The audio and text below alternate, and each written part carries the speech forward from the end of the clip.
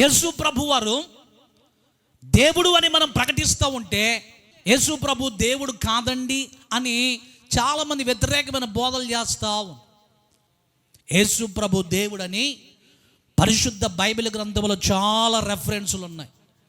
ప్రతి క్రిస్మస్లో చాలా శ్రేష్టమైనటువంటి దేవుని వాక్కులను మనం వింటూ ఉంటాం. యెషయా గ్రంథము 9వ అధ్యాయము 6వ వచనంలో మనం చదివితే యెషయా ప్రవక్త యేసుక్రీస్తు ప్రభు యొక్క జన్మను గురించి ప్రకటించాడు. ఏలయనగా మనకు శిశువు పుట్టెను, మనకు కుమారుడు అనుగ్రహించబడను అని యేసు ప్రభుని గురించి మాట్లాడుతూ అంటాడు కదా. ఆయన బలవంతుడైన దేవుడు. చెప్పండి ఎవరైనా, ఇంకెంతకంటే ఏం కావాలి? ప్రూఫ్ కావాలి. యేసు ప్రభు దేవుడని ఒక ఆధారం చూపిండండి. యేసు ప్రభు దేవుడని బైబిల్ గ్రంథంలో ఎక్కడ రెఫరెన్స్ ఉందని కొంతమంది విరోధులు అడుగుతూ ఉంటారు.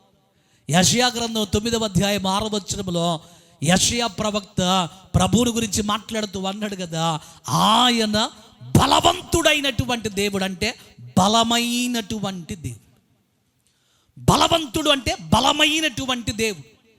వాస్తవానికి తెలుగులో మనకి బలవంతుడైన దేవుడు అని రాయబడింది, ఇంగ్లీష్లో మైటీ గాడ్ అని రాయబడింది, హీబ్రూ భాషలో బలవంతుడైనటువంటి దేవుడు అని అంటే ఏల్ గిబ్బోర్ అనే మాట ఉపయోగించారు. ఏల్ అంటే హెబ్రీ భాషలో దేవుడు, గిబ్బోర్ అని అంటే బలమైనటువంటి వాడు అని అర్థం.